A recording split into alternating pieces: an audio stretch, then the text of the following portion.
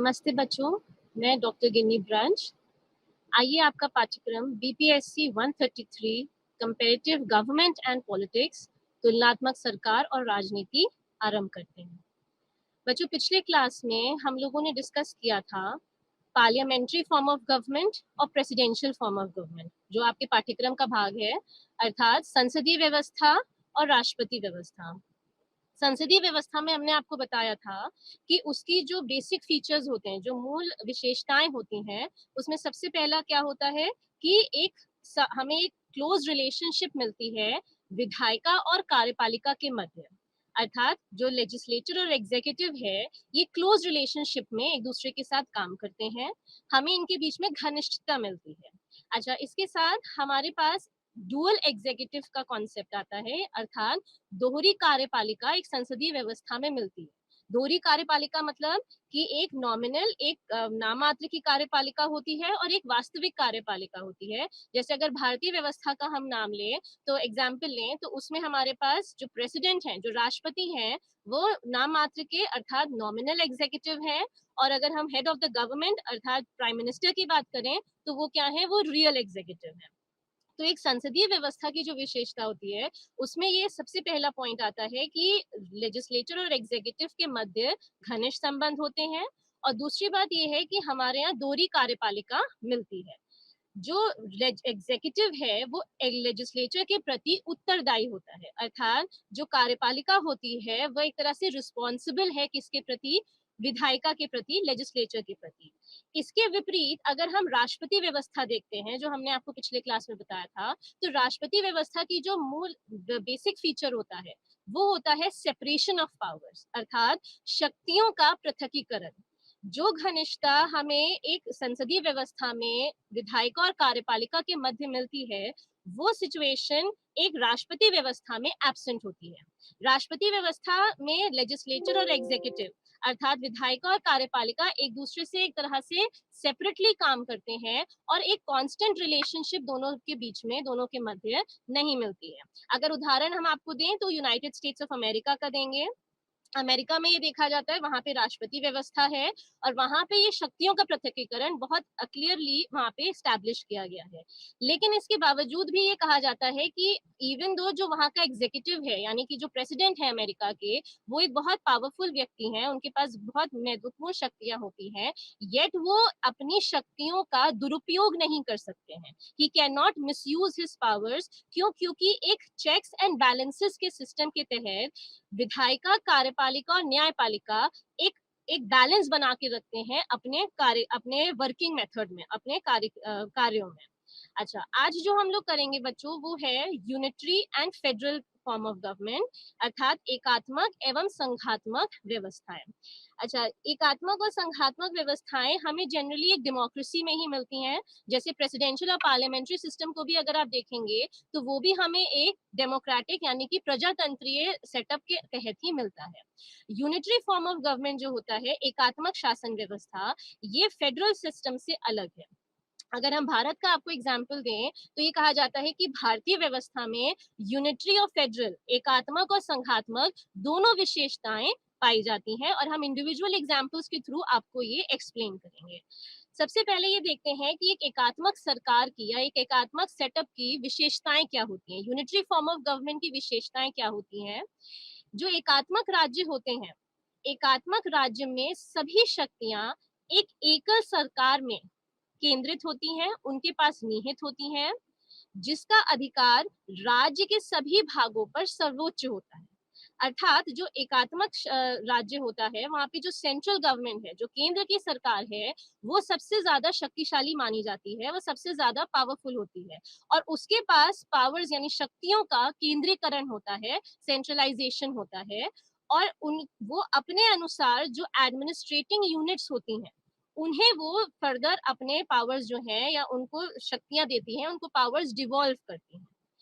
कानून बनाने का अधिकार किसी अन्य अंग को उपलब्ध नहीं होता है, यानी जो केंद्र सरकार है वही कानून बनाती है, किसी अन्य अंग को कानून बनाने का अधिकार प्राप्त नहीं होता है। स्थानीय सरकारें केंद्र सरकार द्वारा विशेष रूप से उन्हें सौंपी गई शक्तियों के तहत नियम बना सकती है। और इसको जो टर्म होता है, जो जैसे जो पॉलिटिकल साइंस में जो टर्म यूज किया जाता है, वो होता है द डेलीगेशन ऑफ पावर्स। अर्थात उन्हें शक्तियां दी जाती हैं केंद्र सरकार के द्वारा, और वह उन्हीं मुद्दों पर निर्णय ले सकते हैं या कानून बना सकते हैं, या विशेष रूप से उन्हें वो शक्तियां मिलती हैं नियम बनाने के लिए जो कि केंद्र सरकार द्वारा उन्हें दी जाती हैं। स्थानीय सरकारें केंद्र सरकार द्वारा बनाई गई शक्तियों के साथ निहित होती हैं, और वो केंद्र सरकार के निर्देश अनुसार ही काम कर सकती हैं। स्थानीय सरकारों का कोई विशेष, ये कहा जाता है, अगर आप एक्चुअल प्रैक्टिस में देखेंगे तो ऐसा नहीं है, बट अगर थ्योरी में सैद्धांतिक रूप में बात की जाए तो ये कहा जाता है कि जो स्थानीय सरकारें हैं वह केंद्र सरकार के निर्देशों के अनुसार ही काम करती हैं, और उन्हें शक्तियां डेलीगेट की जाती हैं, अर्थात हस्तांतरित की जाती हैं, और उन्हीं के अनुसार वो कार्य करते हैं। उनकी शक्तियों को केंद्र सरकार द्वारा बदला भी जा सकता है। जो स्थानीय सरकारें हैं, उनकी जो शक्तियां होती हैं, उन्हें केंद्र सरकार द्वारा समय के अनुसार या एज द टाइम नीड्स उनको बदला भी, उनमें परिवर्तन भी लाया जा सकता है। अच्छा, क्योंकि शक्तियां का कोई विभाजन नहीं किया गया है, मतलब एक ये एक तरह से कहेंगे कि ये क्लैरिफाई नहीं किया गया है कि सेंटर और स्टेट, जैसे आप भारतीय व्यवस्था देखें तो आपको यहाँ पे क्या मिलेगा, डिवीजन ऑफ पावर्स है। हमारे यहाँ शक्तियों का विभाजन किया गया है कि केंद्र सरकार के पास जो निम्न सब्जेक्ट्स हैं या जो उन्हें सब्जेक्ट्स दिए गए हैं उस पर वो कानून बना सकते हैं, और उसी तरीके से राज्य की सरकार है, स्टेट गवर्नमेंट्स हैं, और उनके पास भी कुछ विषय होते हैं जिन पे वो कानून बना सकते हैं। तो ये जो शक्तियों का विभाजन है, ये डिवीजन ऑफ पावर है, ये कॉन्स्टिट्यूशन संविधान द्वारा किया गया है। लेकिन अगर आप एक एकात्मक व्यवस्था में आते हैं, एक यूनिटरी सिस्टम में आते हैं, तो वहां ये शक्तियों का विभाजन नहीं मिलता है। क्यों? क्योंकि वहां पे जो सेंट्रल गवर्नमेंट है वो सबसे पावरफुल गवर्नमेंट है, और उस गवर्नमेंट, वही गवर्नमेंट अपने एडमिनिस्ट्रेटिव यूनिट्स को या कि उनके जो भाग हैं उनको वो शक्तियां देती है, डेलीगेट करती है, और उन वो जो एडमिनिस्ट्रेटिव यूनिट्स हैं वो सेंट्रल गवर्नमेंट के निर्देश अनुसार काम करते हैं। तो क्योंकि शक्तियों का विभाजन नहीं किया गया है और सभी शक्तियां केंद्र सरकार की हैं, इसलिए संविधान वहां पे लिखित भी हो सकता है और अलिखित भी हो सकता है। मतलब रिटन कॉन्स्टिट्यूशन का जो कॉन्सेप्ट है, जो एक फेडरल सिस्टम की रिक्वायरमेंट समझी जाती है, एक संघीय व्यवस्था की एक बेसिक नेसेसिटी समझी जाती है, वो यूनिटरी सिस्टम में नहीं है। अगर आप एग्जाम्पल लें यूके का, ब्रिटेन का एग्जाम्पल हम आपको दें, तो ब्रिटेन में भी यही है, वहां पे अलिखित संविधान है, वहां पे लिखित संविधान एब्सेंट है, और इसलिए एक यूनिटरी सिस्टम में क्योंकि सेंट्रल गवर्नमेंट पावरफुल है, तो इसलिए संविधान का लिखित होना आवश्यक नहीं है, वो लिखित भी हो सकता है और अलिखित भी हो सकता है। अच्छा, उसके बाद अकेले केंद्र सरकार के पास संविधान में संशोधन करने की शक्ति होती है। एक एकात्मक व्यवस्था में जो केंद्र सरकार है उसके पास अमेंडमेंट्स, जो कॉन्स्टिट्यूशनल अमेंडमेंट्स होते हैं, वो करने की बेसिक राइट होता है, और इस अर्थ में एकात्मक राज्य का संविधान हमेशा फ्लेक्सिबल होता है, हमेशा लचीला होता है, क्योंकि जब संशोधन करने की प्रक्रिया आसान होती है, जैसे भारतीय व्यवस्था में हम देखें तो हमारे यहाँ जो अमेंडमेंट का प्रोसीजर है, संविधान का अमेंडमेंट का प्रोसीजर है, उसमें हम देखेंगे it is a mixture of rigidity and flexibility. अर्थात यहाँ पे लचीलापन भी मिलता है और कठोरता भी मिलती है। कुछ विषय है उनके लिए हमें एक स्पेसिफिक मेजोरिटी चाहिए, अगर हमें वो स्पेसिफिक मेजोरिटी मिलती है तभी वो संशोधन जो है वो पारित हो सकता है, अन्यथा नहीं हो सकता। लेकिन एकात्मक राज्यों में ऐसा नहीं होता है, क्योंकि केंद्र सरकार के पास संविधान में संशोधन करने की शक्ति निहित है, इसलिए जो उनका संवैधानिक संरचना होती है उसमें संशोधन करना बहुत आसान होता है, और इसलिए उनका जो कॉन्स्टिट्यूशन जहाँ पे लिखित होता है वहां पे ये देखा जाता है कि वो बहुत ही फ्लेक्सिबल सिस्टम होता है। अच्छा, यहाँ पे एक बात गौर करने वाली ये है कि अभी हमने आपको बताया कि ब्रिटेन सिस्टम में, यूके में कॉन्स्टिट्यूशन जो है वो रिटन नहीं है, लेकिन इसका मतलब ये नहीं होता है कि जहाँ पे अनरिटन कॉन्स्टिट्यूशन होते हैं वहां पे सब कुछ अनरिटन हो, यानी टोटली अलिखित संविधान नहीं होता है। वो समय समय पर, अभी समय कहा जाता है कन्वेंशंस के थ्रू, जो चीजें एक जैसे जुडिशियल डिसीजंस हो गए, स्टैट्यूट्स हो गए, कानून जो वो पारित करते हैं कन्वेंशंस के थ्रू, वो समय समय पर वो चीजें ऐड होती जाती हैं और उन्हें अपना एक बेस बना के ये राज्य जो है ये कार्य करते हैं। तो केंद्र सरकार यहाँ पे सबसे ज्यादा पावरफुल होती है, और इनके संविधानों को कहा जाता है कि ये बहुत लचीला व्यवस्था होती है एकात्मक शासन के अंतर्गत। अच्छा, एक सर्वशक्तिमान केंद्र सरकार का अस्तित्व पूरे राज्य के लिए एक स्थिरता और मजबूत प्रशासन क्या एक प्रमाण होता है। आप इसको इस तरह समझिए कि अगर एक central government all powerful government है और वो पावर्स डेलीगेट कर रही है, उसने एडमिनिस्ट्रेटिव यूनिट्स प्रशासनिक निकाय बनाए हैं जो कि अपने अपने क्षेत्र में अपने एरिया में काम कर रहे हैं, तो उस सिचुएशन में ये देखा जाता है जो सेंट्रल गवर्नमेंट है वो एक मजबूत प्रशासन की ओर हमें ले जाता है और वहां पे एक स्टेबिलिटी मिलती है, वहां पे एक इनस्टेबिलिटी एब्सेंट होती है। जैसे अगर आप फेडरल सिस्टम में देखें, भारतीय व्यवस्था का अगर हम एग्जाम्पल लें, क्योंकि आपका पेपर कंपेरेटिव गवर्नमेंट्स है, तो बीच बीच में तुलना से आपको अगर एग्जाम्पल देंगे तो बेहतर समझ में आएगा कि अगर जैसे भारतीय व्यवस्था में हम देखें, सेंटर और स्टेट, केंद्र और राज्य की जो सरकारें हैं उनके बीच में हमें एक कांस्टेंट टसल दिखता है, अक्सर एक फ्रिक्शन होता है, अक्सर कॉन्फ्लिक्ट होती है। तो उस वो चीज एक एकात्मक व्यवस्था में एब्सेंट होती है, क्योंकि वहां पे जो सर्वशक्तिमान है वो है केंद्र सरकार। तो इसलिए वो एक स्थिरता लेके आती है और वो एक मजबूती लेके आती है। अच्छा, इसके साथ ही साथ फेडरल सिस्टम में हम संघीय व्यवस्था में ये देखते हैं कि केंद्र का राज्य में हस्तक्षेप होता है, क्योंकि केंद्र, अब जैसे अगर आप इंडिया में देखें तो हमारा जैसे गवर्नर है, गवर्नर के अपॉइंटमेंट में, उनके रिमूवल में, उनके ट्रांसफर में सेंट्रल गवर्नमेंट की एक विशेष भूमिका होती है। अच्छा, इसके साथ ही साथ जो स्टेट गवर्नमेंट्स हैं वो कहीं ना कहीं निर्भर होती हैं केंद्र सरकार पे फंड्स के लिए, पॉलिसीज के लिए, तो वो डिपेंडेंसी जो है उनकी बढ़ती रहती है समय के साथ। तो कई बार ऐसा होता है जो राज्य होते हैं, जो स्टेट्स होते हैं, वो सेंटर के अटेंशन का रिक्वायरमेंट उनको होता है, बट उन्हें ऐसा लगता है, वो लेफ्ट आउट फील करते हैं, उन्हें लगता है कि सेंटर, केंद्र जो सरकार है वो उन पे जो ध्यान देना चाहिए वो नहीं दे रही है, या जो उन्हें फंड्स चाहिए वो उन्हें नहीं प्रोवाइड किए जा रहे हैं, उनको ब्रेक किया जा रहा है। तो इस सिचुएशन में दोनों सेंटर स्टेट रिलेशन जो है वो खराब होते हैं।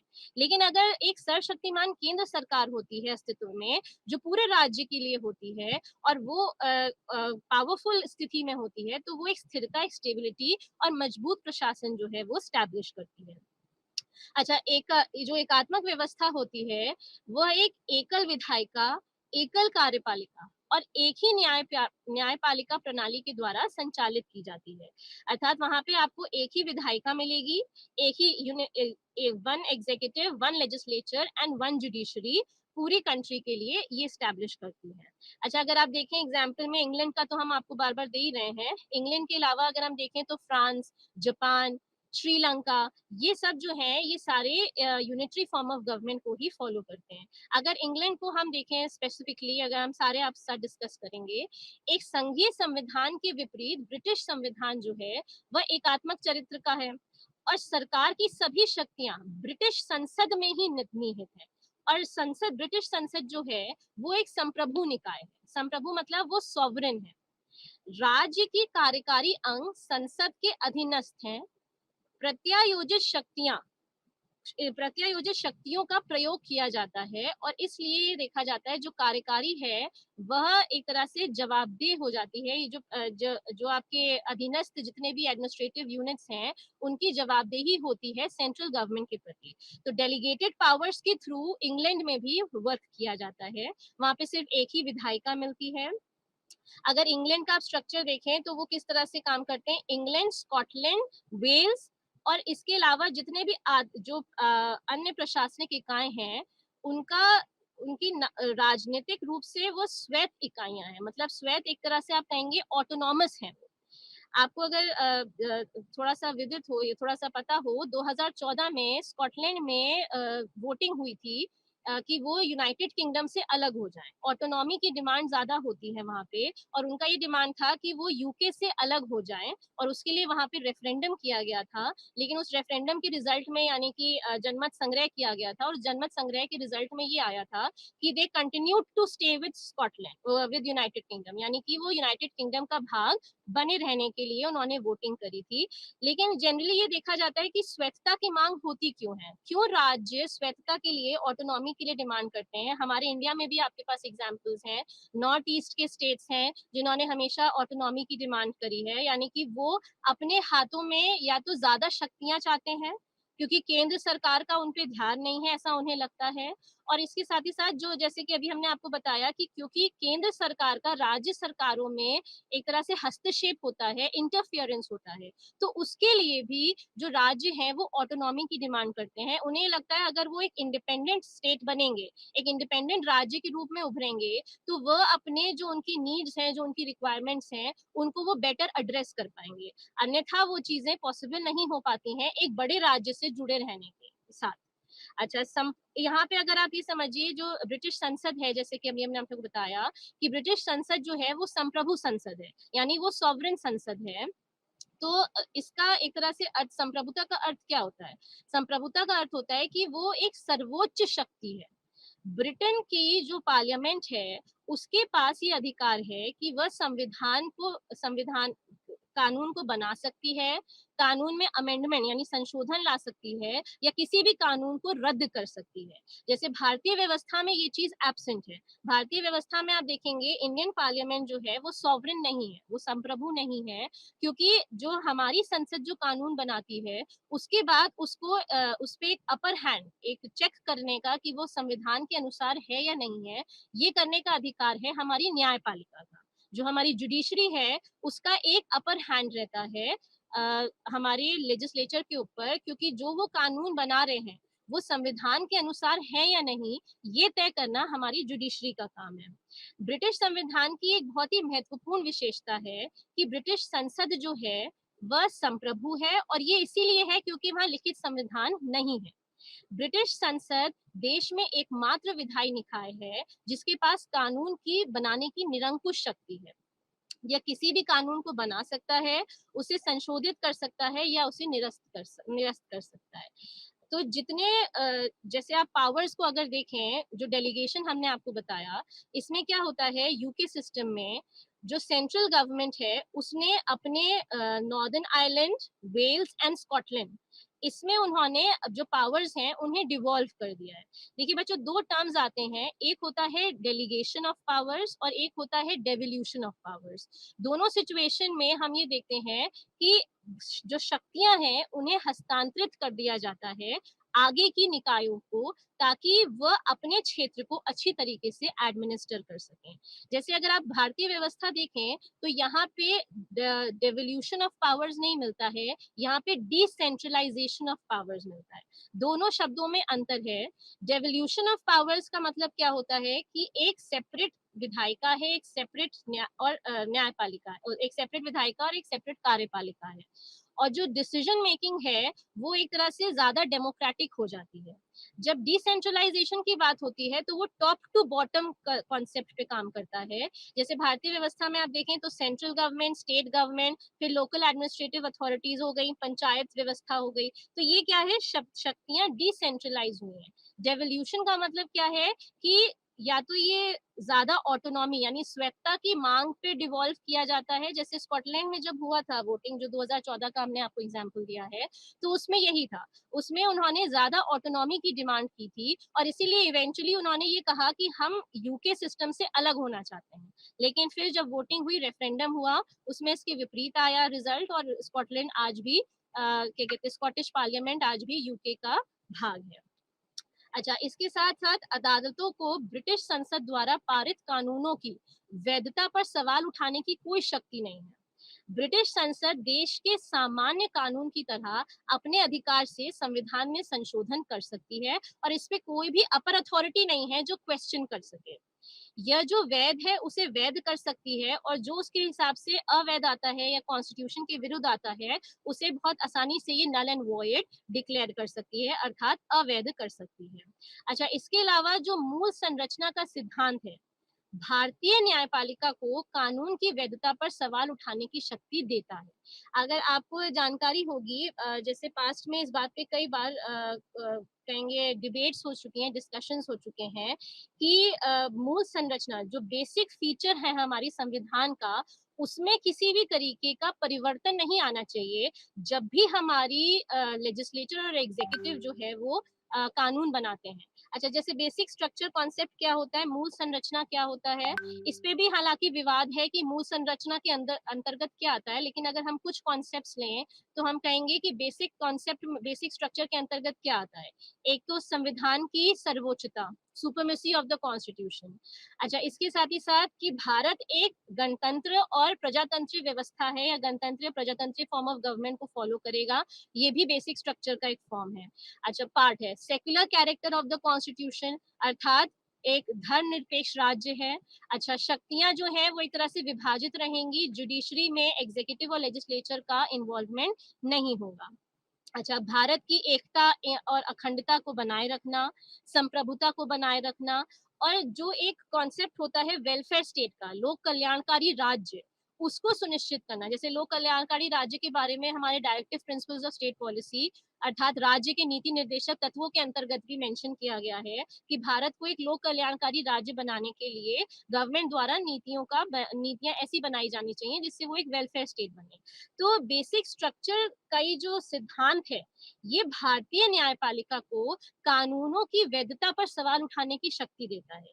ये जुडिशियल रिव्यू के अंतर्गत आता है, जुडिशरी का ये पावर इंडिया में। और जुडिशियल रिव्यू के अंतर्गत वो ये चेक करते हैं कि जो भी कानून बनाया गया है संसद द्वारा, वह संविधान के अनुसार है, उसकी स्पिरिट के अनुसार है या नहीं।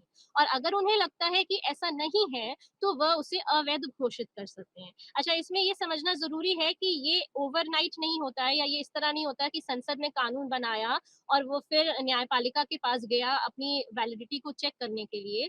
ये समय के अनुसार जैसे कोई केस आता है जुडिशरी के समक्ष, जो कि इस बात को क्वेश्चन करता है कि वो पर्टिकुलर कानून वैध है या अवैध है, तो उसकी कॉन्स्टिट्यूशनैलिटी को चेक करते हैं तब हमारे न्यायाधीश, और वो एक पैनल के द्वारा होता है या किसी एक जज के द्वारा नहीं किया जाता है। तो इस तरह से हम ये समझते हैं कि भारत का सर्वोच्च न्यायालय भारत के संविधान का सर्वोच्च व्याख्याकार है, मतलब एक तरह से the interpreter of the constitution जो है वो हमारा जो हमारी जुडिशरी है वो है। और ये कहीं ना कहीं बेसिक स्ट्रक्चर के अंतर्गत उन्हें ये बेसिक स्ट्रक्चर सिद्धांत के अंतर्गत उन्हें ये शक्ति प्राप्त होती है। अच्छा, ये हो गया यूके का कॉन्स्टिट्यूशन यूनिटरी का। अगर हम आपको एग्जांपल दें फ्रेंच की, जो फ्रेंच कॉन्स्टिट्यूशन है फ्रांस का भी कॉन्स्टिट्यूशन एक यूनिटरी स्टेट है, वो भी एक एकात्मक व्यवस्था के अंतर्गत कार्य करता है। और इनका 1958 का कॉन्स्टिट्यूशन है। फ्रांस की अगर आप थोड़ी सी हिस्ट्री जानते हो तो फ्रांस पास्ट में एक हाईली सेंट्रलाइज्ड कंट्री थी, वहां पे शक्तियों का केंद्रीकरण बहुत ज्यादा था। और आज के समय पे अगर आप देखें तो फ्रांस अब एक सेमी प्रेसिडेंशियल सिस्टम है। सेमी प्रेसिडेंशियल मतलब अर्ध राष्ट्रपति व्यवस्था यहाँ पे मिलती है, जिसका मतलब है कि प्रेसिडेंट भी है वहाँ पे और प्राइम मिनिस्टर भी है, अर्थात वहाँ पे राष्ट्रपति भी मिलते हैं और प्रधानमंत्री भी मिलते हैं। प्रधानमंत्री फ्रांस की संसद के प्रति उत्तरदायी होते हैं।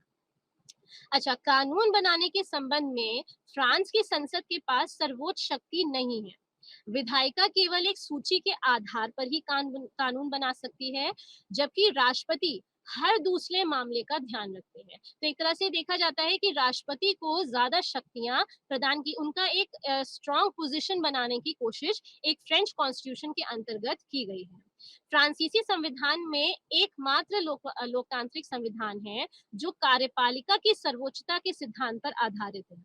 फ्रांस हमेशा राजनीतिक रूप से अगर पास में देखें तो अस्थिर रहा है, इंस्टेबिलिटी रही है वहां पे। तो इसलिए आज के समय पे हम ये देखते हैं कि एक ऐसा लोकतांत्रिक संविधान है जिसने कार्यपालिका को सर्वोच्चता के सिद्धांत पर आधारित किया है। इसलिए पांचवें गणतंत्र संविधान में एक मजबूत राष्ट्रपति की स्थिति उन्होंने बनाई है। इन राष्ट्रपति का कार्यकाल 5 साल के लिए तय होता है और उनके पास कई महत्वपूर्ण शक्तियां भी होती हैं।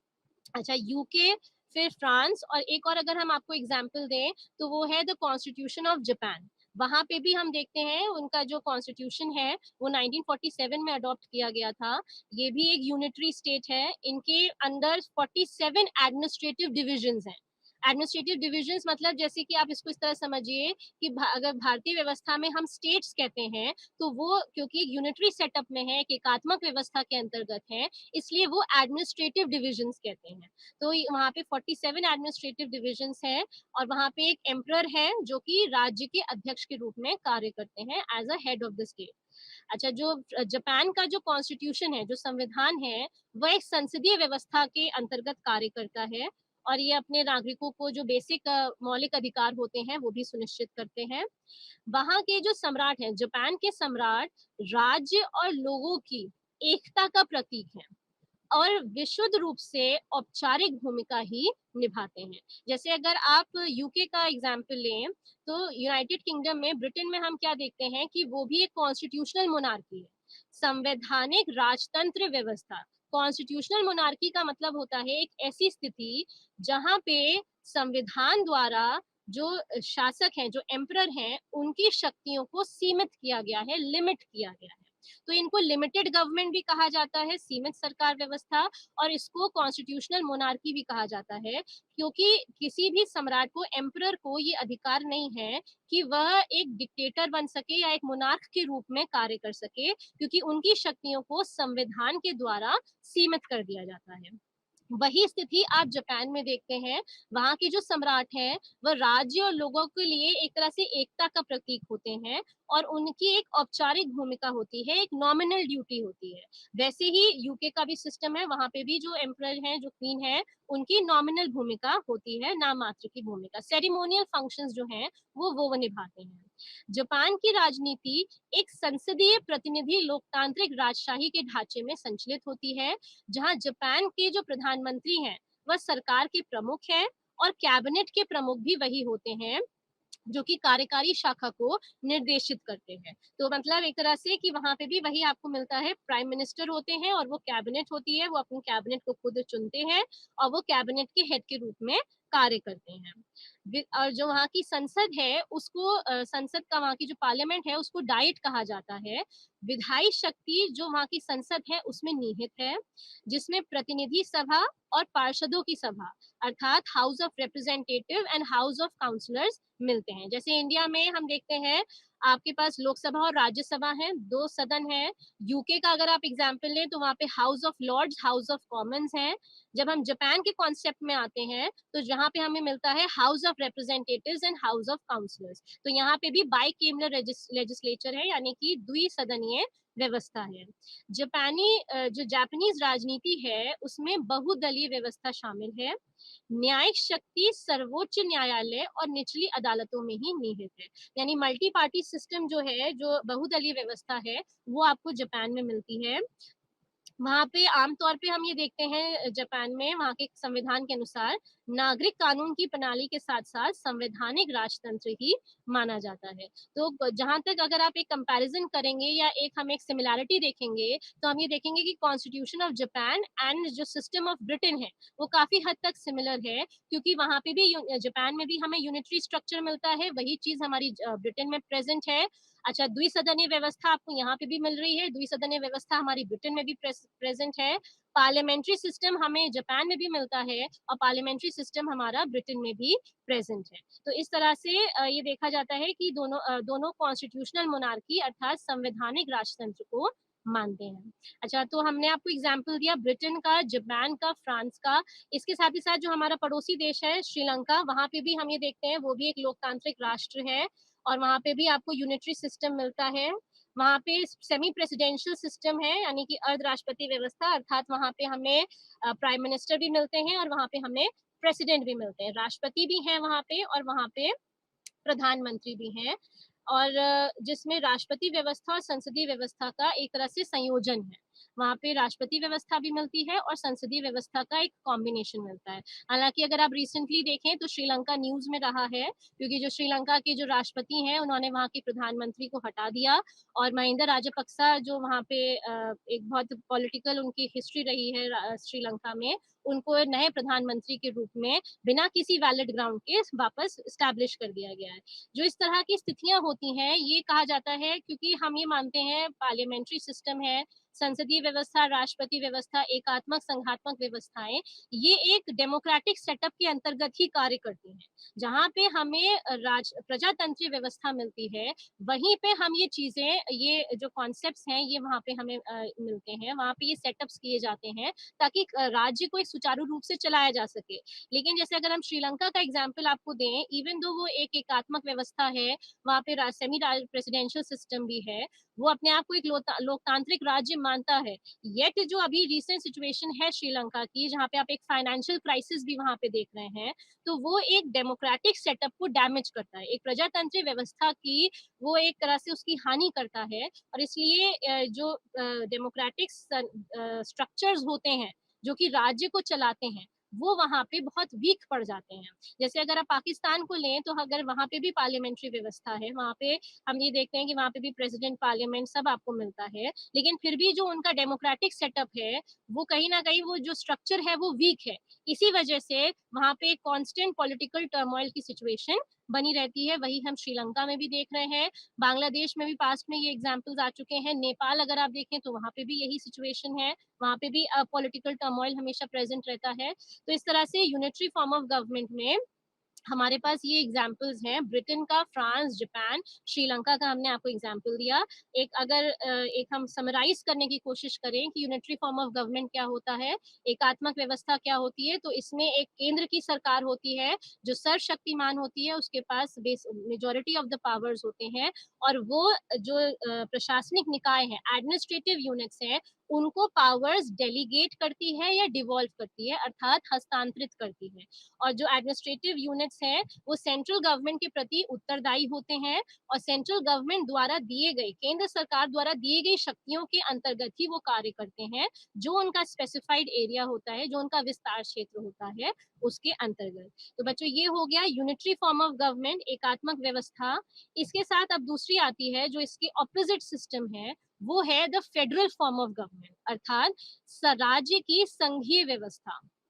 अच्छा, फेडरेशन शब्द जो है ये लैटिन शब्द से आया है, इसको कहते हैं फोडस, और इसका अर्थ होता है समझौता या संधि, जिसको ट्रीटी कहते हैं। समझौता या संधि इसका अर्थ होता है। एक संघ एक ऐसा राज्य है जो कई राज्यों के बीच एक संधि या समझौते से अस्तित्व में आता है।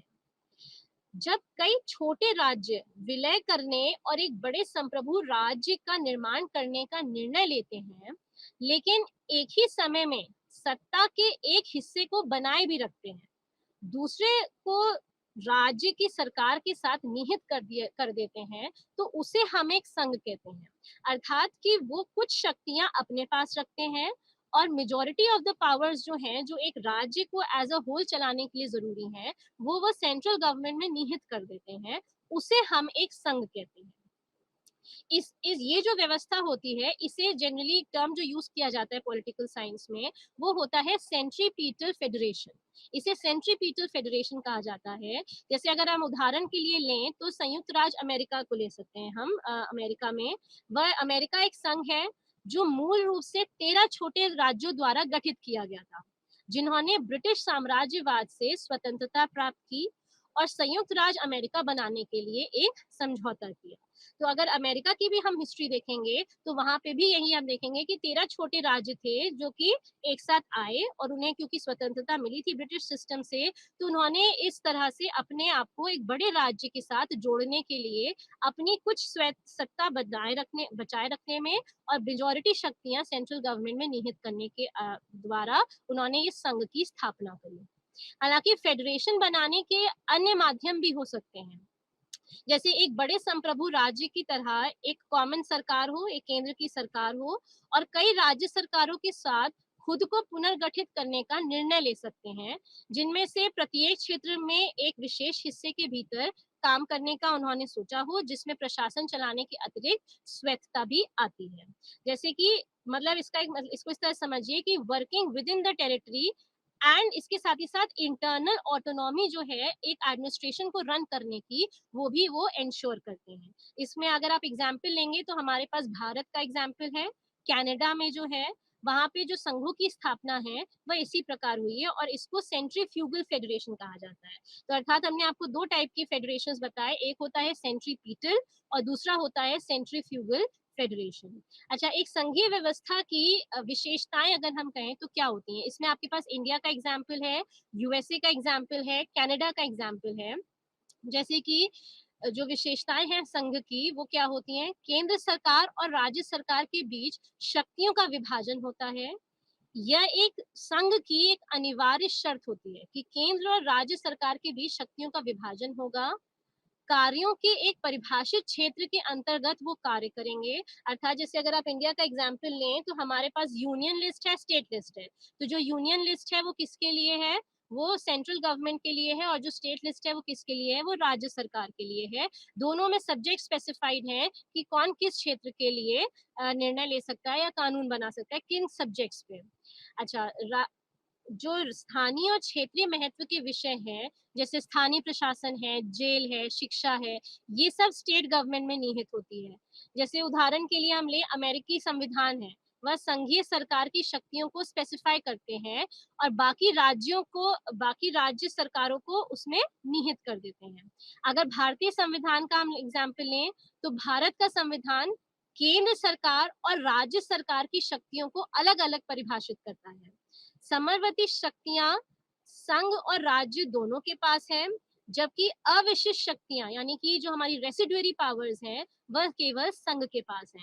तो भारतीय संविधान में संविधान के द्वारा ही, कॉन्स्टिट्यूशन के द्वारा ही शक्तियों को परिभाषित कर दिया गया है और सेंटर और स्टेट के बीच में डिवीजन किया गया है, जो कॉन्करेंट लिस्ट है, अर्थात union list, state list, concurrent list and residuary powers. तो जो कॉन्करेंट लिस्ट है उसमें केंद्र और सरकार दोनों कानून बना सकते हैं। हालांकि अगर रेगुलर वर्किंग में आप देखेंगे तो ये देखा जाता है कि कॉन्करेंट लिस्ट के भी जो सब्जेक्ट्स हैं, एक ऐसी स्थिति जहाँ पे एक फ्रिक्शन, एक कॉन्फ्लिक्ट होता है केंद्र सरकार के बनाए गए कानून और राज्य सरकार के बनाए गए कानून में, तो जो केंद्र सरकार का कानून है उसको ही मान्यता दी जाती है, राज्य सरकार के कानून को नहीं दी जाती है। ये हम आपको समरवती सूची के सब्जेक्ट्स के बारे में बता रहे हैं। जो कॉन्करेंट लिस्ट है उसमें दोनों की, संघ और राज्य दोनों के पास शक्ति है कानून बनाने की, लेकिन जो रेसिडुअरी पावर्स हैं यानी अविशिष्ट शक्तियां जो है वो सिर्फ केवल जो हमारा केंद्र सरकार है उसके पास है। अच्छा, इसके साथ ही साथ एक संघीय व्यवस्था में आप क्या देखते हैं, केंद्र और राज्य के बीच संबंधों को स्पष्ट रूप से निर्धारित करने के लिए एक संघ के लिए लिखित संविधान आवश्यक माना जाता है। अर्थात किसी भी संविधान को चलाने के लिए अगर एक संघीय व्यवस्था के अंतर्गत कार्य कर रहा है वो राज्य, तो वहां पे ये कहा जाता है कि रिटन कॉन्स्टिट्यूशन यानी लिखित संविधान बहुत आवश्यक है। क्यों? क्योंकि रिटन कॉन्स्टिट्यूशन के थ्रू जो पावर्स हैं वो स्पेसिफाइड होती हैं। अगर आप इंडियन सिस्टम में भी देखें तो कॉन्स्टिट्यूशन द्वारा स्टेट और सेंटर दोनों की शक्तियों को परिभाषित किया गया है। इसलिए कभी भी आप ये देखेंगे कि हस्तक्षेप की जो स्थिति होती है, जो इंटरफियरेंस होता है, वो कम हो सकता है या वो कंट्रोल लिमिटेड हो सकता है, क्योंकि जो दोनों केंद्र और राज्य दोनों अपनी शक्तियां संविधान से लेंगे। तो इसलिए लिखित संविधान जो है वो आवश्यक माना जाता है एक संघीय व्यवस्था के लिए। अच्छा, संघ के लिए संविधान की कठोरता भी आवश्यक है।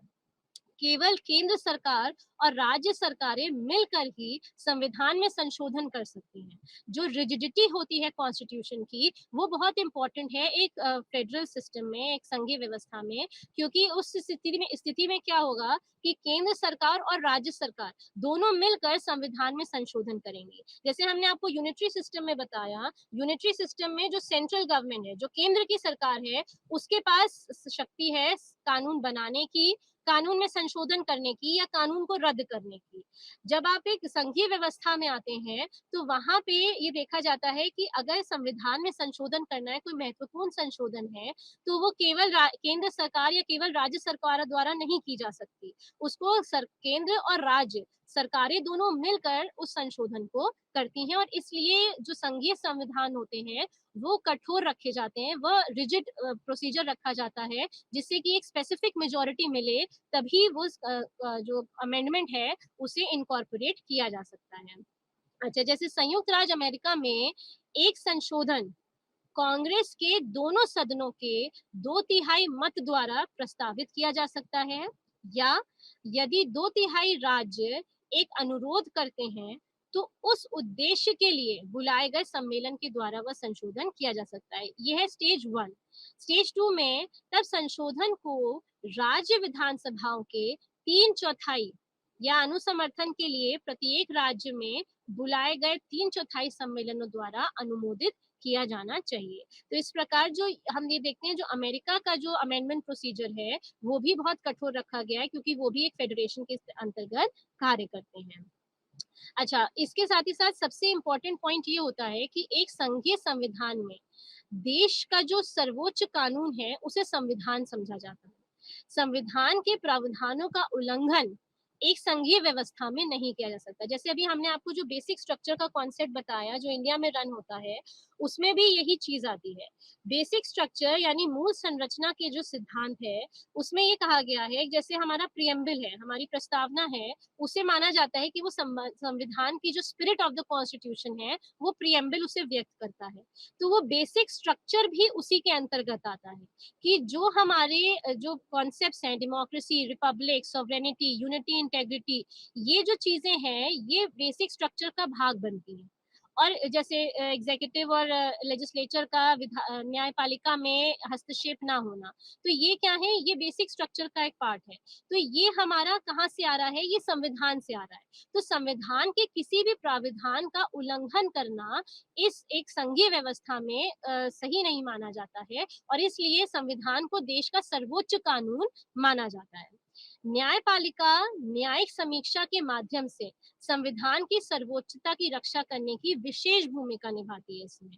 और इसीलिए जुडिशियल रिव्यू आपको जैसे इंडिया में भी मिलता है, अमेरिका में भी मिलता है, तो वो एक तरह से ना सिर्फ इंटरप्रेटर ऑफ द कॉन्स्टिट्यूशन है, जो जुडिशरी है, जो न्यायपालिका है, वो कानून की सिर्फ व्याख्या ही नहीं करते हैं, वो उसके इंटरप्रेटर भी हैं, यानी जो फाइनल मीनिंग है, जो सही मीनिंग है संविधान में दिए गए किसी भी कानून की, उसका वो चीज वो कौन तय करेगा, वो तय करने के अधिकार हमारी न्यायपालिका का है।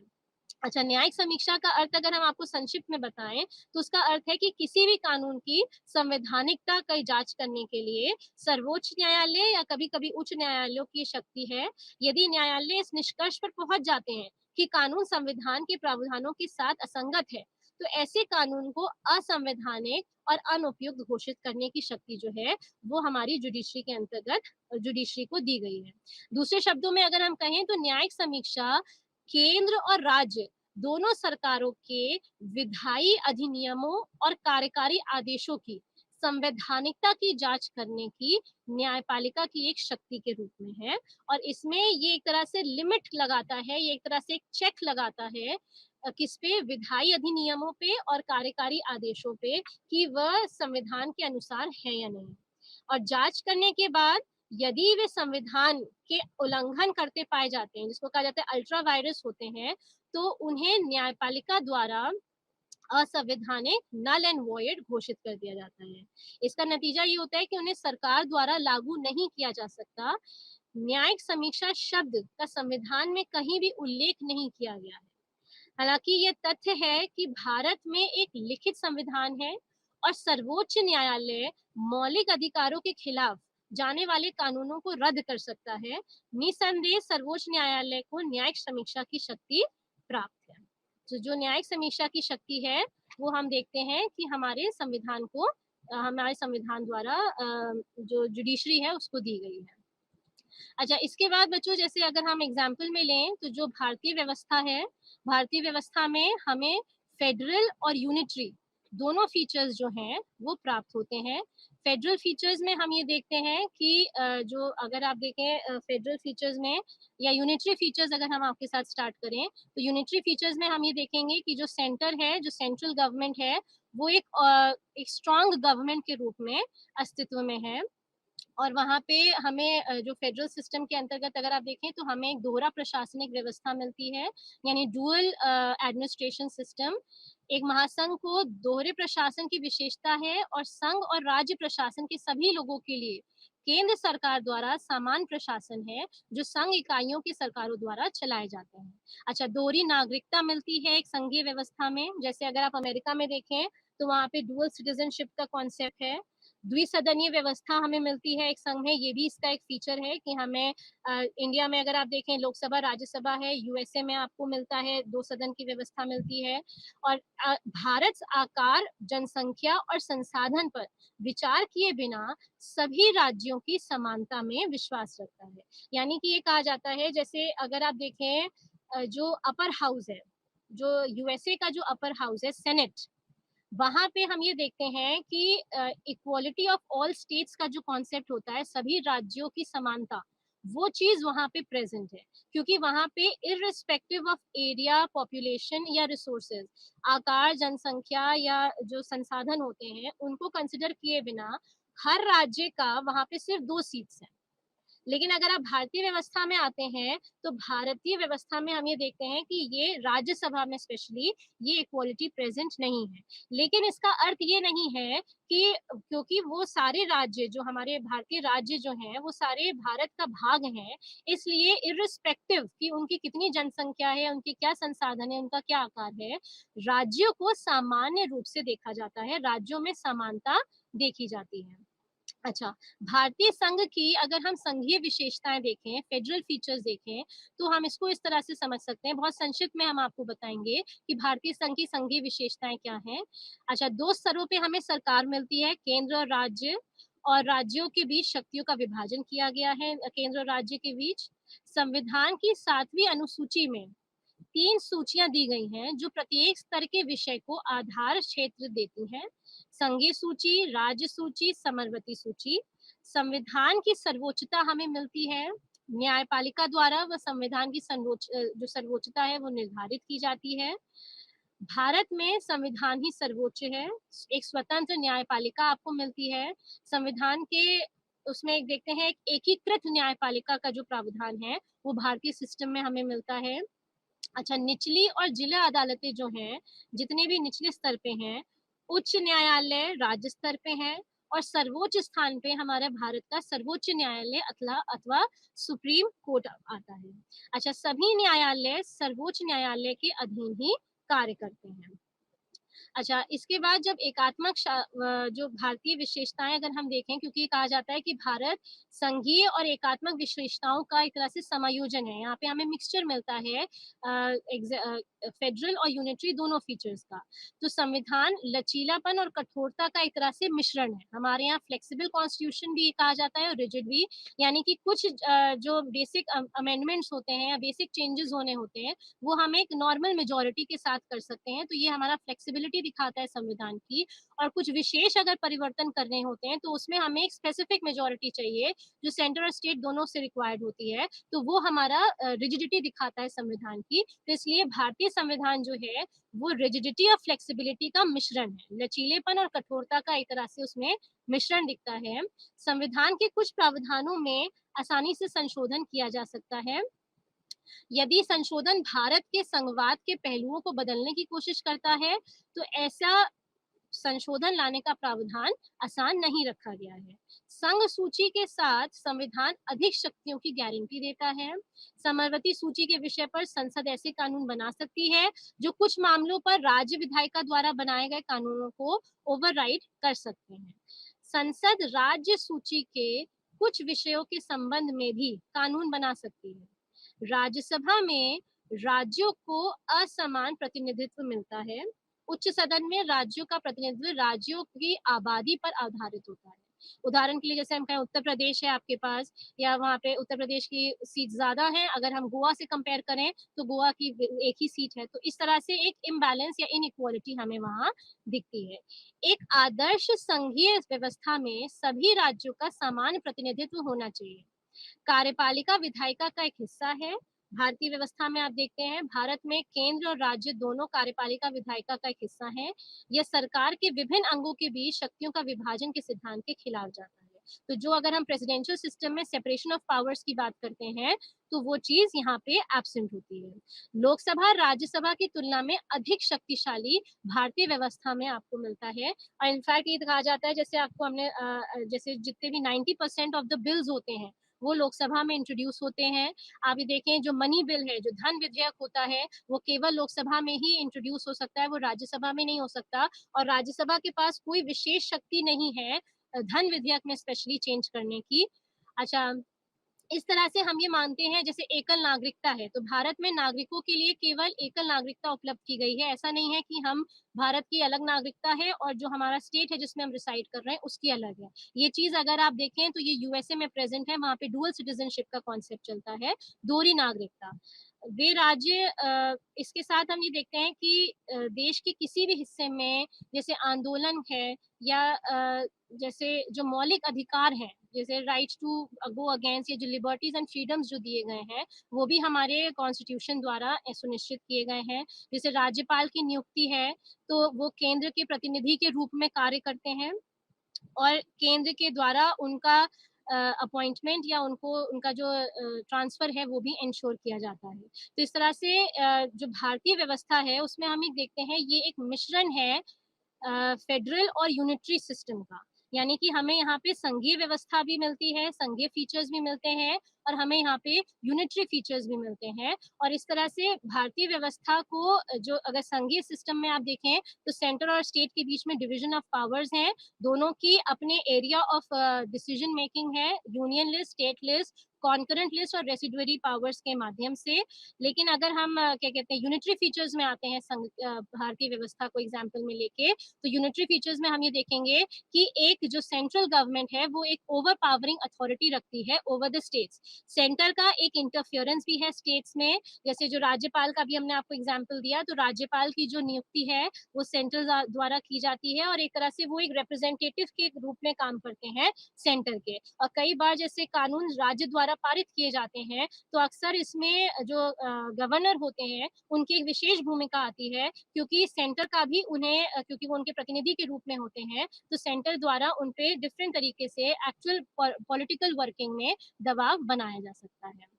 अच्छा, जैसे अगर आप यूएस का एग्जाम्पल लेते हैं तो यूएस फेडरेशन जो है वो भी संघीय सरकार के 3 अलग-अलग शाखाओं से बनी है, विधायिका, कार्यपालिका और न्यायपालिका, जिनकी शक्तियां अमेरिकी संविधान द्वारा कांग्रेस, राष्ट्रपति और संघीय अदालतों में निहित की गई है। तो यानी कि जो वहाँ की संसद है उसको कांग्रेस कहा जाता है, जो वहाँ की कार्यकारी अगर आप देखेंगे तो वहाँ की जो एग्जीक्यूटिव है वो राष्ट्रपति आता है और जो जुडिशरी है वहाँ की, तो वहाँ की भी संघीय अदालतों में ये जो शक्तियां हैं उनका विभाजन किया गया है। अच्छा, इन शाखाओं की शक्तियों और कर्तव्यों को आगे से कांग्रेस के कृत्यों द्वारा परिभाषित किया जाता है, जिसमें सर्वोच्च न्यायालय से कम कार्यकारी विभागों और अदालतों का निर्माण शामिल है। तो आप इसको इस तरह से समझिए कि जो हम आप एग्जाम्पल देते हैं कि यूएसए जो है वो एक प्रेसिडेंशियल सिस्टम है और इसलिए वो पार्लियामेंट्री सिस्टम से भिन्न है। तो यूएसए एक फेडरेशन के तहत जब काम करता है तो वो वहाँ पे भी सेपरेशन ऑफ पावर्स के कॉन्सेप्ट के अंतर्गत रन करता है। यानी कि जो विधायिका, कार्यपालिका और न्यायपालिका है वो जो पावर्स हैं वो किसमें निहित है? जो विधायिका है वो कांग्रेस में, यानी वहाँ की संसद को कांग्रेस कहा जाता है। जो एग्जीक्यूटिव है वो राष्ट्रपति में। जैसे अगर आप इंडिया का एग्जाम्पल लें, अगर हम कंपैरिजन करें यहाँ पे, तो जो इंडिया के एग्जाम्पल में हम देखेंगे कि हमारा जो एग्जीक्यूटिव है वो किसमें निहित है? रियल एग्जीक्यूटिव में निहित है, यानी कि वास्तविक कार्यपालिका में। और वास्तविक कार्यपालिका में भारतीय समावेश में कौन आता है? प्राइम मिनिस्टर एंड कैबिनेट, यानी काउंसिल ऑफ मिनिस्टर्स। तो जो ये हमारे प्रधानमंत्री हैं वो यहाँ की कार्यकारी के अंतर्गत आते हैं। और जो विधायी की बात करते हैं हम, विधायिका की, तो वहाँ पे आपका पार्लियामेंट यानी कि लोकसभा एंड राज्यसभा आता है।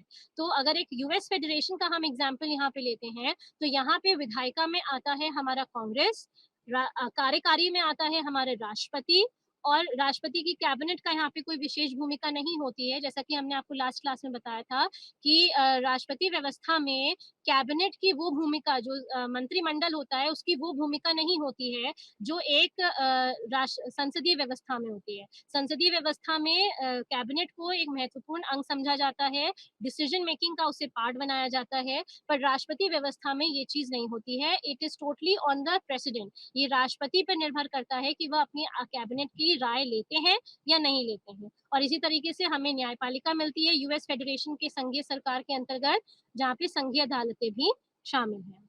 अच्छा, तो शक्तियों की पृथक्करण के अवधारणा के अंतर्गत यूएस काम करता है। और शक्तियों की पृथक्करण से मतलब क्या है कि एक कांस्टेंट चेक एंड बैलेंस जो है वो व्यवस्था आपको यूएसए में मिलती है। तो बच्चों, इस तरीके से हमने यूनिटरी और फेडरल सिस्टम किया। आपके पाठ्यक्रम का ये पार्ट था parliamentary form of government, presidential form of government, unitary form of government and federal form of government, अर्थात संसदीय व्यवस्था, राष्ट्रपति व्यवस्था, एकात्मक व्यवस्था और संघात्मक व्यवस्था। राष्ट्रपति व्यवस्था में हमने आपको बताया कि एक जो एग्जीक्यूटिव होता है वो एक पावरफुल पोजीशन में होता है। Head of the government and head of the state दोनों राष्ट्रपति ही होते हैं, यानी राज्य के अध्यक्ष और सरकार के अध्यक्ष दोनों राष्ट्रपति होते हैं।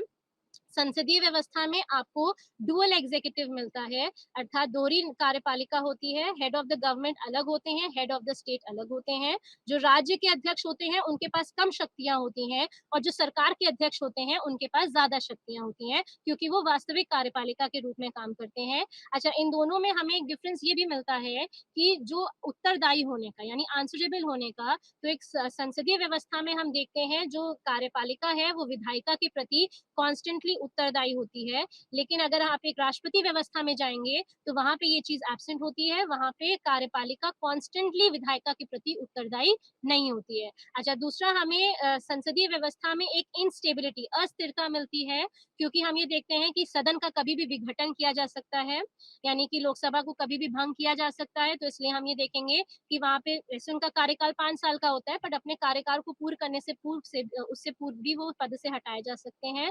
लेकिन जब आप राष्ट्रपति व्यवस्था में जाते हैं तो वहां पे ये चीज नहीं मिलती है। वहां पे आपको जो लेजिस्लेचर है, जैसे यूएस का अगर हम एग्जाम्पल लें तो सेनेट और जो हाउस ऑफ रिप्रेजेंटेटिव्स उनका लोअर हाउस है, वो दोनों एक स्टेबल हाउसेस हैं। वहां पे उनको उनकी अवधि से पूर्व उनको विघटित नहीं किया जा सकता। अच्छा, वैसे ही जैसे यहाँ पे इंडिया में हम देखें तो पार्लियामेंट्री सिस्टम में प्रधानमंत्री की भी जो स्थिति है वो भी कमजोर मानी जाएगी, अगर एक सिचुएशन ऐसी आती है कि उन्हें पद छोड़ना पड़े, क्योंकि अगर सरकार गिरेगी तो प्रधानमंत्री को इस्तीफा देना ही पड़ेगा। लेकिन राष्ट्रपति व्यवस्था में जो प्रेसिडेंट की पोजिशन है उसे बहुत स्ट्रांग बनाया जाता है, और उनका जो इम्पीचमेंट का यानी महाभियोग का जो प्रोसेस है वो भी बहुत डिफिकल्ट रखा गया है, ताकि उन्हें आसानी से सत्ता से हटाया, पावर से हटाया ना जा सके। तो ये हो गया संसदीय और राष्ट्रपति व्यवस्था। फिर आज जो हम लोगों ने हमने आपके साथ किया यूनिटरी फॉर्म ऑफ गवर्नमेंट और फेडरल फॉर्म ऑफ गवर्नमेंट। तो संक्षिप्त शब्दों में अगर हम आपको समझाएं जिस्ट में, तो यूनिटरी फॉर्म ऑफ गवर्नमेंट क्या है? एक केंद्र सरकार है जिसके पास बेसिक शक्तियां हैं, सारी शक्तियां उसमें निहित है, और वो एडमिनिस्ट्रेटिव यूनिट्स को अपने अनुसार और समय की मांग के अनुसार पावर्स को डिवॉल्व करती है, यानी कि हस्तांतरित करती है, डेलीगेट करती है। और जो लोकल एडमिनिस्ट्रेटिव यूनिट्स हैं वो अपनी पावर सेंट्रल गवर्नमेंट से ही लेती हैं। जो सेंट्रल गवर्नमेंट है वो अपनी पावर संविधान से लेती है। संविधान लिखित अलिखित दोनों हो सकता है, बट सेंट्रल गवर्नमेंट के पास basic rights and basic authority होती है। अच्छा, इसके साथ ही साथ जो फेडरल सिस्टम है उसमें हम ये देखते हैं कि वहां पे संविधान के द्वारा राज्य और सरकार, केंद्र और सरकार के मध्य शक्तियों का विभाजन किया गया है। और केंद्र और सरकार के द्वारा जो विभाजन किया गया है उसमें डिवीजन किस बेसिस पे है कि उन्होंने यूनियन लिस्ट और स्टेट लिस्ट बनाई है। यूनियन लिस्ट में राज्य के महत्व के जो विषय होते हैं, जैसे कि आपका एजुकेशन हो गया, आपका क्या कहते हैं फॉरेन अफेयर्स, डिफेंस, तो ये क्या है, ये क्या कहते हैं होम, ये क्या है, ये आपके केंद्र के विषय में आते हैं, ये सेंट्रल गवर्नमेंट के यूनियन लिस्ट में आते हैं। और वहीं पे हमारी स्टेट लिस्ट होती है जहाँ पे रीजनल और लोकल इंपॉर्टेंस के जो मुद्दे होते हैं, जो विषय होते हैं, वो उसके अंतर्गत आते हैं। अच्छा, ये जो डिवीजन है ये संविधान द्वारा किया गया है, और संविधान द्वारा ही दोनों अपनी पावर्स जो है वो डिराइव करते हैं। इसके अलावा हमें क्या अलग फीचर्स मिलते हैं फेडरल सिस्टम में? हम ये देखते हैं कि वहाँ पे बाइकेमरल लेजिस्लेचर्स होते हैं, यानी द्विसदनीय व्यवस्थाएं हमें मिलती हैं। इसमें हमारे पास इंडिया का भी एग्जाम्पल है, लोकसभा राज्यसभा। हमारे पास अमेरिका का एग्जाम्पल है, सेनेट एंड उनका लोअर हाउस ऑफ रिप्रेजेंटेटिव्स। अच्छा, इसके अगर हम यूनिटरी में भी देखेंगे तो हमें यूके में, ब्रिटेन में भी मिलता है। ब्रिटेन में हमारे पास House of Lord's, house of Commons है। अभी हमने आपको जापान का ऑप्शन एग्जांपल दिया, जापान में भी द्विसदनीय व्यवस्था है। तो इस तरह से वहां पे मोस्टली दो सदन जो हैं वो एग्जिस्ट करते हैं। फिर इसके साथ साथ डुअल सिटीजनशिप जनरली देखा जाता है कि डुअल यानी दोहरी नागरिकता जो है वो कॉन्सेप्ट एक फेडरल सिस्टम में एग्जिस्ट करता है। दोहरी नागरिकता से मतलब क्या है, जैसे यूएसए में ये प्रेजेंट है कि वो यूएस के भी सिटीजन है, और वो जिस क्षेत्र में रहते हैं, जिस राज्य के भाग है, वो वहाँ के भी सिटीजन है। ये चीज इंडिया में अगर आप देखेंगे तो यहाँ पे एब्सेंट है। यहाँ पे हम एक सिंगल सिटीजनशिप के कॉन्सेप्ट पे वर्क करते हैं। अच्छा, इसके साथ ही साथ जो एक फेडरल सिस्टम होता है उसकी जुडिशरी की भी एक बहुत महत्वपूर्ण भूमिका होती है। जुडिशरी का काम सिर्फ न्याय देना ही नहीं होता है, एक न्यायपालिका का कार्य होता है कि वो एक final interpreter of the constitution होता है, अर्थात वह संविधान का जो व्याख्या है और जो संविधान का संरक्षण है उसका काम भी एक फेडरेशन में न्यायपालिका पे आता है। और संरक्षण से हमने आपको बताया था, संरक्षण से मतलब क्या है, the protector of the constitution means कि एक तरह से जो जुडिशियल रिव्यू के अंतर्गत, ये चीज आपको अमेरिका में भी मिलेगी, ये इंडिया में भी प्रेजेंट है, कि संसद की न्याय बनाने की जो पावर है उसको सीमित किया गया है। और न्याय बनाने की पावर को सीमित किस तरह से किया गया है, या उसको एक चेक रखने की कोशिश की गई है, किसके द्वारा? कॉन्स्टिट्यूशन के द्वारा, जिसमें ये कहा गया है कि जो हमारा लेजिस्लेचर कानून बनाता है, जो वो कानून का निर्माण करता है, वो संविधान के अनुसार है या नहीं, ये वैधता, the constitutionality of the law is to be checked by the judiciary, यानी उसका जो उस पे जो चेक किया जाता है वो न्यायपालिका के द्वारा न्यायपालिका के द्वारा किया जाता है। इसे जुडिशियल रिव्यू कहा जाता है। और इसी तरीके से जो अगर आप ये देखें, जो यूनिटरी सिस्टम है, यूनिटरी सिस्टम में ये चीज एब्सेंट है। यूनिटरी सिस्टम में जैसे हमने आपको ब्रिटेन का एग्जांपल दिया, तो जो सेंट्रल गवर्नमेंट है वो ऑल पावरफुल गवर्नमेंट है, वही कानून बनाती है, वही उसमें संशोधन करती है। और अगर उसे वो समय के अनुसार वो विपरीत लगते हैं कि, या उसे लगता है कि ये समय कॉन्स्टिट्यूशन या एक तरह से वर्किंग मेथड के लिए सही नहीं है, तो उसे नल एंड वॉइड भी घोषित करने का अधिकार वहाँ की सेंट्रल गवर्नमेंट का ही है। तो ये एक हमने आपको आपके पाठ्यक्रम के अनुसार राष्ट्रपति व्यवस्था, संसदीय व्यवस्था, संघीय व्यवस्था और एकात्मक व्यवस्था के बारे में विस्तार से समझाया। अब बच्चों अगले क्लास में मिलेंगे, तब तक के लिए नमस्ते।